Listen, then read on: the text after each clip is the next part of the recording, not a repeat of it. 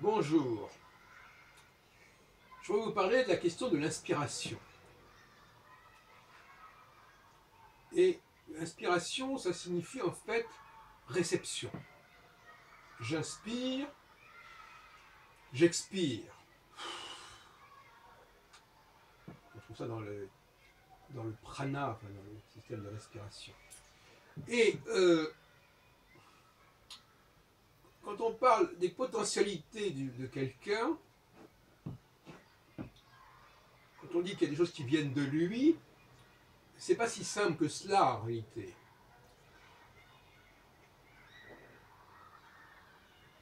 Il reçoit des choses, il capte des choses à l'extérieur, et les potentialités, c'est sa capacité à capter, et donc sa capacité à observer, à trier, à choisir, pour employer une expression forte qu'on trouve dans la notion de peuple élu. Qu'est-ce que c'est que Dieu qui choisit un certain peuple?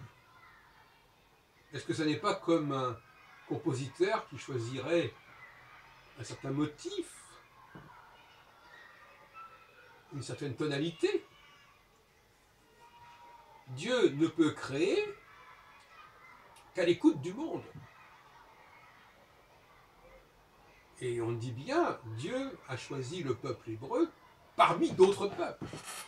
Donc, de la même façon que moi, quand je compose, je choisis certaines notes parmi d'autres notes, que je fais défiler de certaine manière.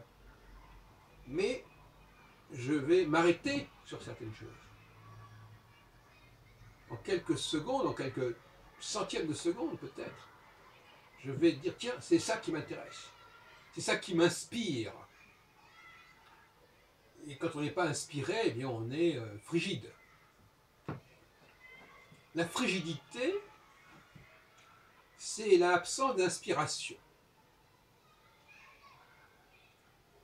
Et quand on demande à quelqu'un de composer quelque chose, donc de choisir au fond, parce que composer, ça n'est jamais que choisir, même si le mot composer est lui-même très ambigu et ne veut pas dire grand-chose.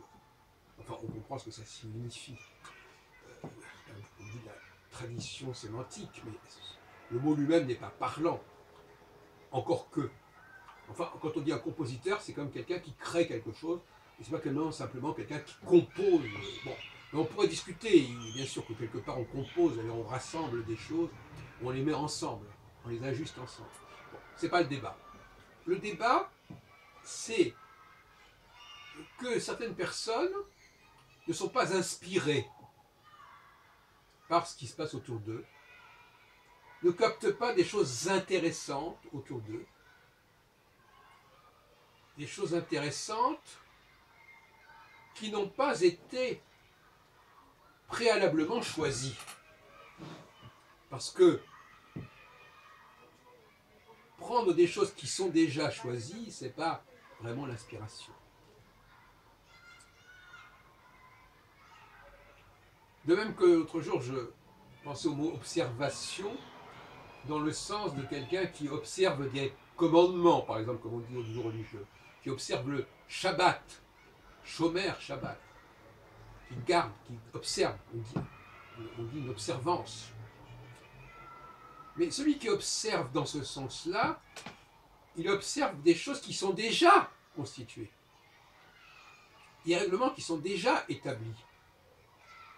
Alors que la véritable observation, c'est vraiment l'observation brute du réel, tel qu'il se présente, et qu'il va falloir décanter. Et donc il va falloir choisir. Décanter, c'est aussi choisir. Décanter, c'est enlever des choses pour n'en garder que certaines. Comme le sculpteur qui enlève des choses avec son ciseau pour ne garder que la forme qui l'intéresse. Donc il y a énormément de déchets. L'inspiration, c'est aussi le déchet.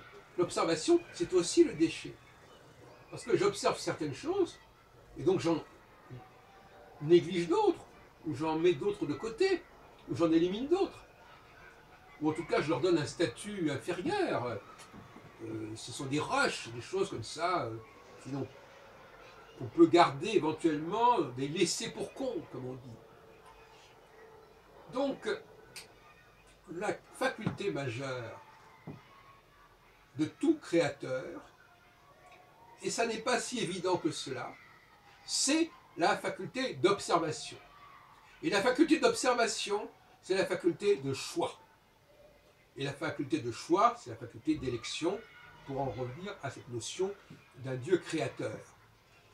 Parce que ce Dieu créateur, il a pu choisir non seulement entre les peuples, mais peut-être même entre les mondes. On nous raconte qu'il a fait ceci ou cela, et qu'il a vu que c'était bien, mais il a peut-être eu d'autres mondes qu'il n'a pas retenus, ou d'autres peuples même qu'il n'a pas retenus, qui n'ont pas trouvé grâce à ses yeux.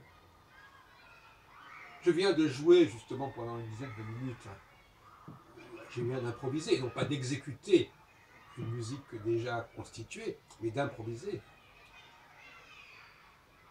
Ça demande une intense attention. Et l'attention, c'est bien quelque chose de l'ordre de la réceptivité et donc de l'inspiration.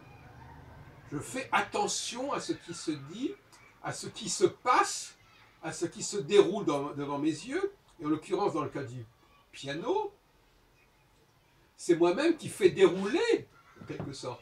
C'est moi-même le créateur de l'ensemble de cette musique, de l'ensemble de ces sonorités. Et parmi ces sonorités que je produis, je n'en prendrai que certaines. Voyez-vous ? Donc je suis moi-même dans la situation du Dieu créateur. À deux niveaux. Je crée du son, par mes mains qui passent sur le piano, je crée du son. Mais ça n'est pas suffisant. De ce son, je ne garderai que certaines choses. Je ne marquerai, je ne pointerai que certaines choses. Donc il y a une deuxième création qui n'est plus la création brute d'une totalité foisonnante et en quelque sorte insignifiante par le fait qu'elle va dans tous les sens. La deuxième création, c'est l'élection.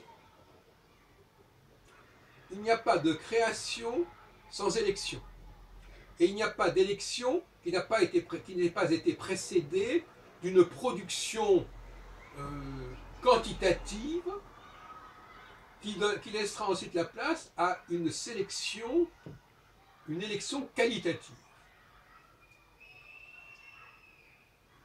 Donc, ce qui manque à certaines personnes, c'est l'inspiration.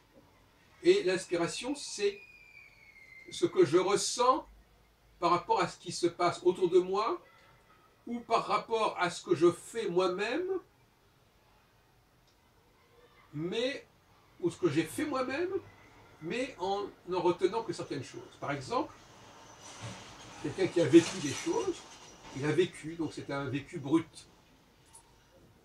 Il veut en faire un roman, il veut en faire une philosophie, il va sélectionner dans ses souvenirs, et ses souvenirs eux-mêmes sont une sélection parce qu'il ne se souvient pas forcément de tout ce qu'il a vécu, il va sélectionner des choses qu'il va mettre en avant et qui vont être la matière de sa composition, au sens le plus noble du terme. Il composera avec les éléments qu'il aura choisis. Et ces éléments qu'il aura choisis, il les aura d'abord vécus de façon brute, il les aura déjà générés de façon brute, comme on vit une vie, tout simplement. Et de cette vie, de ce mouvement, de ce flux, il ne gardera que certaines choses. Et quand on me voit jouer du piano, on voit que il y a deux temps qui se jouxtent, mais qui ne sont pas exactement du même ordre. Il y a le temps de la production de sonorités, et qui immédiatement, en quelque sorte, qui laisse la place immédiatement ou parallèlement à des choses, des moments, des instants que je choisis et ce que je vais travailler, que je vais développer. Donc je passe à ce moment-là, dans ces moments où soudainement comme cela, je passe de cette espèce de production brute à un autre niveau qui est déjà le niveau de la sélection, c'est-à-dire de ce qui retient mon attention, de ce que je vais garder de cette production que moi-même j'ai générée. Donc un créateur, il a une double fonction. Il faut qu'il vive des choses, il faut qu'il fasse vivre des choses, de façon un peu brute, comme ça, voilà. Les choses arrivent, les choses se présentent, et en même temps, il faut qu'il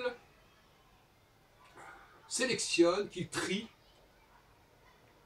parmi toutes ces choses qui se sont produites, qui se sont présentées, qui sont arrivées. Il faut qu'il sélectionne quelque chose. Et c'est dans cette dialectique de cette production brute et de cette sélection que va émerger le véritable processus créatif.